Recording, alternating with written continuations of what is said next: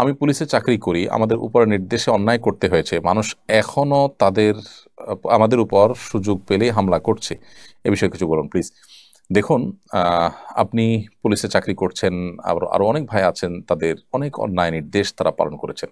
আমরা এর আগে একটা ভিডিওতে বলেছি যে অন্যায় কোনো নির্দেশ পালন করতে আপনি বাধ্য নন। যদি কোনো অন্যায় নির্দেশ উপরস্থ বস নির্দেশ করেছে, আমার দোষ কি মনে করে আপনি করেন, তাহলে আপনি আল্লাহর কাছে পাপ পাবেন না, আপনি আল্লাহর কাছে ঠিকই দোষী হবেন। তবে আমি সাধারণ মানুষ, সর্বস্তরের মানুষদেরকে বলতে চাই যে যা হয়ে গেছে সেটার জন্য আমরা আইন নিজের হাতে তুলে না নিই। সুনির্দিষ্ট যদি কারোর বিরুদ্ধে অভিযোগ থাকে, তাকে আমরা মার্ক করে রাখি, বিচারের আওতায় আনার চেষ্টা করি, তার শাস্তি নিশ্চিত করার চেষ্টা করি। কিন্তু নিজেরা আমরা যদি শাস্তি দিতে চাই, তাহলে দেশে অরাজকতা তৈরি হবে। প্রত্যেকটা মানুষ যার যার জাজমেন্টাল পাওয়ার ভিন্ন ভিন্ন হয়ে থাকে। আপনার জাজমেন্টে আমি দোষী, আমার জাজমেন্টে আপনি দোষী, এভাবে সবাই যার যার মতো করে একজন আরেকজনের বিচার করা শুরু করলে সমাজ কখনো স্বাভাবিক সুস্থ থাকবে না। এজন্য আমরা আসুন, আল্লাহ তাআলা ক্ষমাশীলতাকে পছন্দ করেন। যতক্ষণ পর্যন্ত ক্ষমা করা যায় ততক্ষণ আমরা ক্ষমার প্রদর্শন করার চেষ্টা করি। আল্লাহ তাআলা মুত্তাকিদের বৈশিষ্ট্য বলতে গিয়ে বলেছেন, ওয়াল আফিনা আন্না, যারা মানুষকে ক্ষমা করে, আল্লাহ হিব্বুল মুহসিনিন, এবং আল্লাহ তাআলা এহসানকারীদেরকে ভালোবাসেন। কোটার জন্য এত আন্দোলন করা হলো, কিন্তু তারপরও আন্দোলনকারীরা কোটায় ৩ জন আন্দোলনকারী, কোটায় ৩ জন মন্ত্রী হলো। এটা কি যৌক্তিক? আপনার কাছে মতামত জানতে চাই। উম এইটা তো বলা কঠিন আমার জন্য। তারা কোন যুক্তিতে হয়েছেন, কোন চিন্তা করে তারা হয়েছেন সেটা আমি জানি না। তবে বিভিন্ন সেক্টরের মানুষের আ মতামত নেওয়ার জন্য বিভিন্ন সেক্টরের মানুষের প্রতিনিধিত্ব রাখার চেষ্টা করেছেন।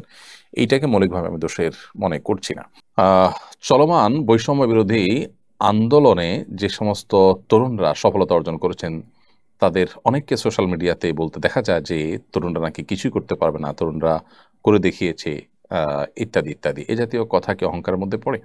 দেখুন, সোশ্যাল মিডিয়াতে অনেক তরুণই আছেন যারা সদ্য সমাপ্ত যে আন্দোলন, বৈষম্যবিরোধী আন্দোলন, সেটিতে তাদের যে সাফল্য, সেটার কারণে তারা এমন এমন কথা বলে যেটা আসলে একজন মুসলমানের জন্য মানানসই নয়। আমরা করে দেখিয়েছি, তরুণরা দেখিয়ে ছেড়েছে, হান করেছে, ত্যান করেছে ইত্যাদি।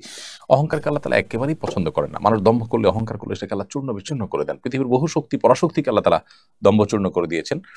আল্লাহ সুবহানাহু ওয়া তাআলা হাদিসে কুদসিতে বলেছেন যে অহংকার হলো আমার চাদর, কেউ যদি এটা টানাটানি করে আমি তাকে কিন্তু ছিঁড়ে ফেলি, তাকে কিন্তু আল্লাহ তাআলা ধ্বংস করে দেন। সো এইজন্য অহংকার করা উচিত নয়। আলহামদুলিল্লাহ, তরুণরা আল্লাহর রহমতে তারা তাদের সামর্থ্যের জানান দিয়েছে, বা তারা মানুষের ধারণা ভুল প্রমাণ করেছে, ইত্যাদি ইত্যাদি। এই সমস্ত কথা বলা যেতে পারে, কিন্তু অহমিকা হয় একেবারে তারা দেখিয়ে ছেড়েছে, যারা এই সমস্ত বলেছেন তাদের মুখে চুনকালি দিয়ে দিয়েছে ইত্যাদি। এই সমস্ত কথা বলা একেবারেই অনুচিত কাজ। বিধায় এই কথাগুলোর উপর আমাদের দায়িত্বশীল আচরণ করতে হবে, এবং আরো আরো সাবধানতার সাথে মন্তব্য করতে হবে।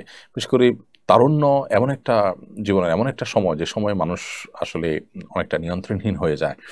তো এই জায়গাটাতে আমাদের একটু ফোকাস করতে হবে এবং নিয়ন্ত্রণ করার চেষ্টা করতে হবে। তার পাশে দেয়ালে ইসলামিক ক্যালিগ্রাফি করা হয়েছে, কিন্তু কিছু বুদ্ধিজীবী তা মুছে দিয়েছে। এটা কি করা উচিত? ক্যালিগ্রাফি এটা তো আর্ট। আমাদের সমাজে যদি ভালো কোনো আর্ট, ক্যালিগ্রাফি যদি করা হয় রাস্তার পাশে, তো সেটা মুছে দেওয়া তো আমি মনে করি সংকীর্ণ মনা ছাড়া আর কিছুই নয়, সংকীর্ণ চিন্তা ছাড়া কিছুই নয়। অতএব ক্যালিগ্রাফি যেটা যে ভাষারই হোক, বিশেষ করে আমাদের দেশে প্রাসঙ্গিক যে ভাষাগুলো, সেগুলোর ক্যালিগ্রাফি তো থাকতেই পারে।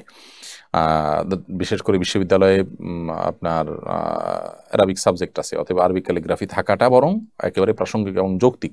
এর যদি কেউ মুছে দিয়ে থাকে, সে অন্যায় করেছে, এবং আমি মনে করি যে তারা সংকীর্ণ মনা পরিচয় দিচ্ছে। এরাই এদেশে আমাদের যে সম্প্রীতি, শান্তি, এটা নষ্ট করার পেছনে কাজ করছে।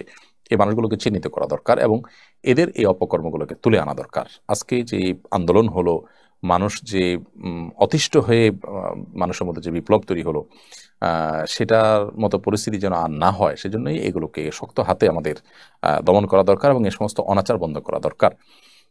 আপনি একটা বিশেষ ভাষা প্রতি বৈষম্য থাকবে, আপনার হিংসা থাকবে, এই বৈষম্য দূরের জন্যই তো এত কিছু। আসলে আমি একজন প্রবাসী, আমি দীর্ঘ 7 বছর যাবত প্রবাসে আছি। রেমিটেন্স সম্পর্কে আমি আপনার আলোচনা আগেও শুনেছি যে হুন্ডিতে টাকা পাঠানো হারাম।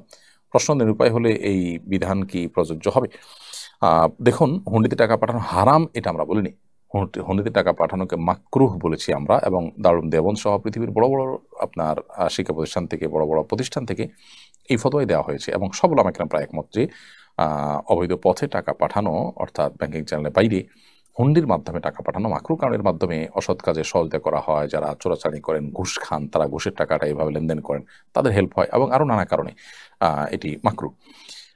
আর তবে নিরুপায় হলে তার জন্য সেটি জায়েজ আছে। এমন কোনো জায়গায় আছেন যেখান থেকে আপনি ব্যাংকিং চ্যানেলে টাকা পাঠানোর সুযোগ নাই, অথবা বিশেষ পরিস্থিতিতে আপনি এটি করতে হয়েছে, তো সেটা জায়েজ হবে ওই পরিস্থিতির জন্য।